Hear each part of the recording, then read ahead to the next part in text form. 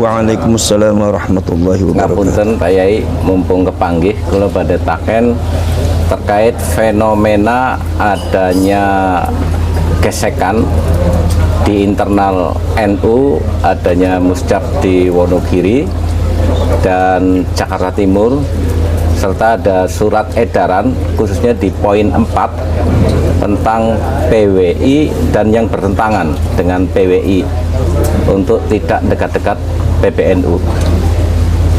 Assalamualaikum warahmatullahi wabarakatuh. Waalaikumsalam warahmatullahi wabarakatuh. Bismillah, alhamdulillah, wassalatu wassalamu ala sayyidina rasulillah Sayyidina wa maulana Muhammadin ibn Abdillah wa ala alihi wa ashabihi wa mawala.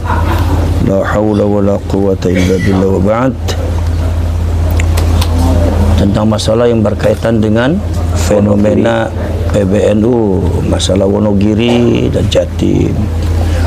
Dalam hal ini saya menanggapi atas nama warga NU, bukan atas nama ketua PWI, karena saya juga orang NU. Ya, sebetulnya walaupun itu adalah hak daripada PBNU di dalam mengeluarkan surat apapun, tapi kelihatannya di situ ada problema, ada masalah yang harus diselesaikan dengan bijak, ya, sehingga permasalahan ini tidak akan melembar kemana-mana dan ekses dampaknya jangan sampai mengurangi rasa kepercayaan warga NU terhadap pengurusnya. Sebab kalau seumpama warga NU sudah meninggalkan pengurusnya, ini adalah merupakan presiden buruk bagi NU.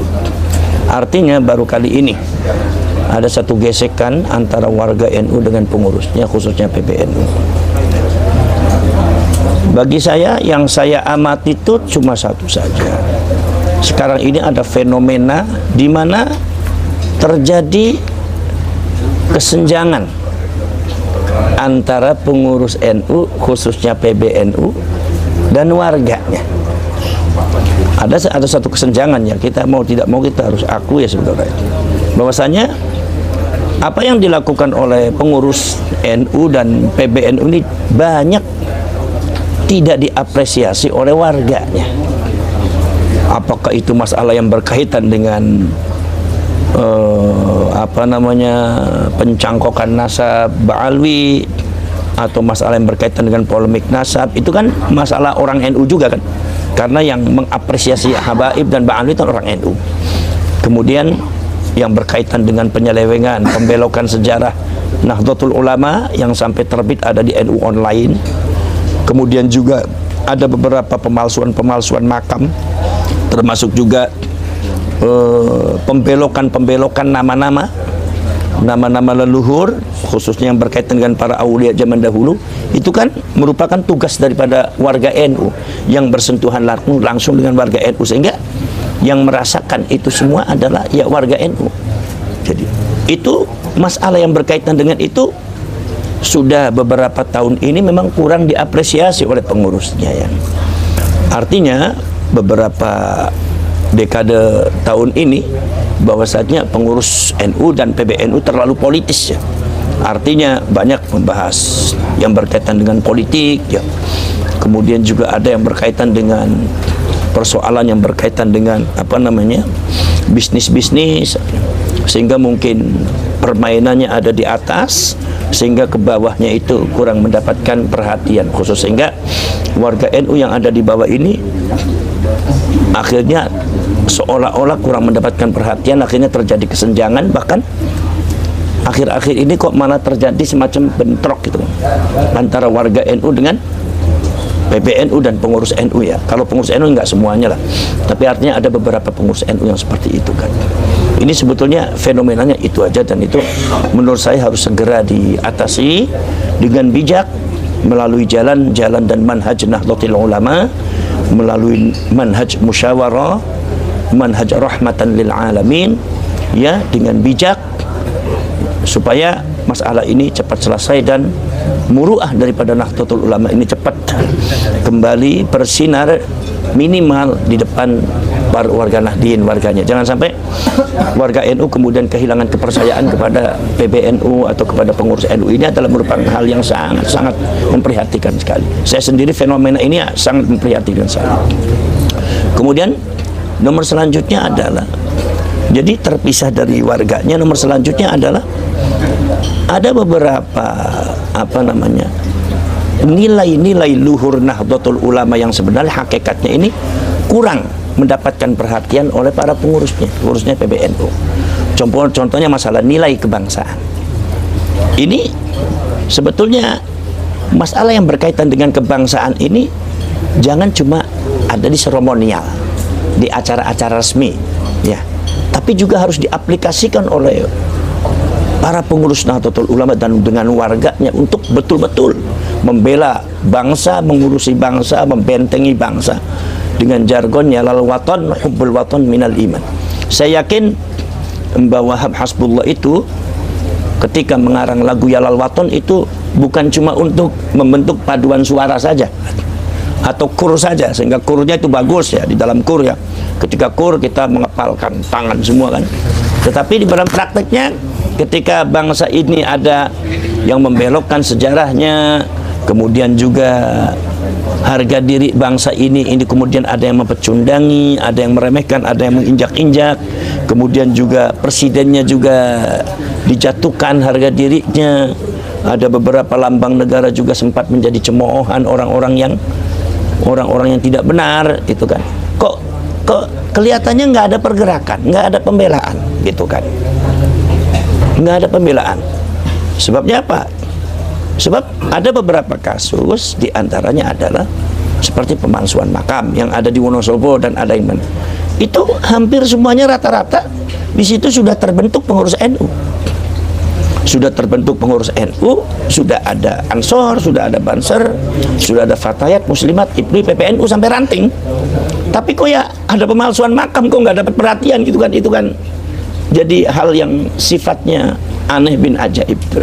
Artinya yang seharusnya tidak terjadi karena memang NU itu selalu mengumandangkan jargon Ya Lal Waton hubbul watan minal iman, benteng daripada bangsa, garda daripada bangsa. Tapi kok ada hal semacam itu kok tidak, istilahnya itu nggak titen gitu kan. Lah maka dari itu ini barangkali. Nah ketika NU itu kemudian nilai daripada kebangsaan, nilai daripada kesejahteraan, nilai daripada keahlus sunnah wal jamaahan dan akidah dan syariah. Sekarang saya telah meneliti dan membaca beberapa kitab-kitabnya Ba'alwi, ya. Di antaranya kitab ada lagi kitab ini yang baru, ini adalah Ghayatul Qasdi wal Murad fi Manaqibil Imam Al-Haddad. Kemudian juga Tadhkiratun Nas, kemudian juga kitab yang Majmu' Kalami Abi Bakar bin Salid, yaitu yang dianggap Sahih Bugarsik itu. Kemudian juga ada beberapa kitab yang lainnya, sangat banyak sekali itu, di mana ajaran-ajaran mereka itu ternyata sangat bertentangan dengan Ahlus Sunnah wal Jamaah. Itu artinya berarti bertentangan dengan Nahdlatul Ulama, dan itu mereka doktrinkan di warga NU. Nah ini penyelamatan ini sebetulnya adalah muncul harus dari pengurus NU, harus dari pengurus NU, harus dari pengurus Ansor, harus dari bentengnya adalah Banser, dari Fatayat, dari Muslimat, semua bergerak karena ini membahayakan akidah. Lah dalam akhir-akhir tahun ini diabaikan, sehingga terjadilah satu fenomena yang sekarang ini terjadi, yaitu adalah banyak doktrinasi-doktrinasi yang sudah kadung masuk di warga NU, sehingga warga NU ini masih banyak yang mempercayai cerita-cerita daripada Ba'alwi yang tidak benar itu. Nah ini dua unsur ini yang menurut saya yang harus diperbaiki. Satu adalah unsur tentang kesenjangan warga NU dengan pengurus atau dengan PBNU itu harus diperbaiki, ya. Kemudian nomor selanjutnya adalah tidak diabaikannya atau tidak diterapkan, diabaikannya nilai-nilai perjuangan ke-NU-an yang dulu menjadi intisari daripada terbentuknya Nahdlatul Ulama. Masalah akidah, khususnya masalah Wahabiyah itu kan, bukan Wahabiyah saja, pokoknya akidah Ahlus Sunnah wal Jamaah, ya, madzhabul arba'ah itu yang bertentangan, dan itu ya kita harus mampu melawannya, dan kita harus mampu membersihkan warga NU dari akidah yang sesat dan syariat, apalagi syariat dan paham-paham doktrin yang tidak benar, ya. Lah kemarin itu sudah ada seperti itu. Ketika terjadi masalah Ba'alwi, ternyata PBNU itu bukan mengapresiasi bagaimana warganya, bukan mengapresiasi daripada warga NU-nya, tapi justru melakukan tindakan-tindakan yang menurut saya kurang bijak dan kurang aspiratif, ya, kurang aspiratif terhadap warganya, ya. Apalagi terjadi lagi kasus Wonogiri, itu menambah kesenjangan lagi, itu bertambah lagi. Kemudian juga yang terjadi di Jakarta Timur, ya, Jakarta Timur itu juga itu menambah kesenjangan lagi. Apalagi sebelumnya adalah tidak mengapresiasi hasil kajian ilmiah Kiai Imaduddin Al-Bantati, di mana beliau itu adalah termasuk kader terbaik daripada Nahdlatul Ulama. Jadi itu kesenjangan itu harus segera diperbaiki, dan saya yakin mudah-mudahan kita semua harus bergerak, harus bersama, harus berani merubah. Mudah-mudahan kita harus memilih ulama dan kiai yang bisa memperbaiki pimpinan PBNU dan NU yang bisa memperbaiki itu semua di muktamar nanti tahun 2027 juga. Kita mau tidak mau harus. Tapi kalau seumpama kita tidak memilih pemimpin yang tepat, maka kita akan melihat kehancuran daripada Nahdlatul Ulama. Maka dari itu alhamdulillah Allah sudah memunculkan PWI barangkali untuk jangan-jangan, walaupun insya Allah mudah-mudahan kalau NU banyak yang melindungi lah. Maka dari itu kewajiban kita untuk bersama-sama bergerak. Bagaimana kita lihat nanti tahun 2027 ini bagaimana pergerakannya Nahdlatul Ulama ini. Ya, mudah-mudahan terpilih seorang ulama yang memiliki 3 unsur seperti yang diingatkan oleh Syekh Abdul Qadir Al-Jalani. Satu adalah ilmul ulama, keilmuan ulamanya ada. Nomor 2 adalah siyasatul muluk, pandai berpolitik juga. Politik di sini politik kebangsaan. Nomor selanjutnya adalah hikmatul hukama, kebijakan orang-orang pada bijak. Artinya bentuk rahmatan lil alamin di sini. Ya, kita berharap seperti itu aja. Jadi ya pertaruhannya ya muktamar tahun 2027 nanti kita akan terpilih yang jadi PBNU siapa. Makanya mau tidak mau kita harus berani merubah itu semua. Kalau tidak, maka NU akan hancur nanti. NU nanti tidak ada nilainya. Asbahan bila arwah wa suwaron bila ma'an. Pengurusnya ada di mana-mana, banomnya ada di mana-mana, tapi menyelamatkan bangsanya tidak ada kibrat.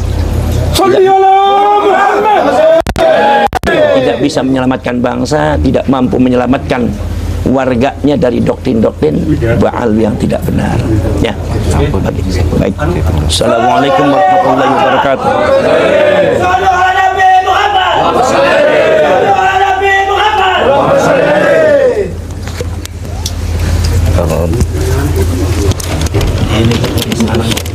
ini bikin dia orang. Oke sih.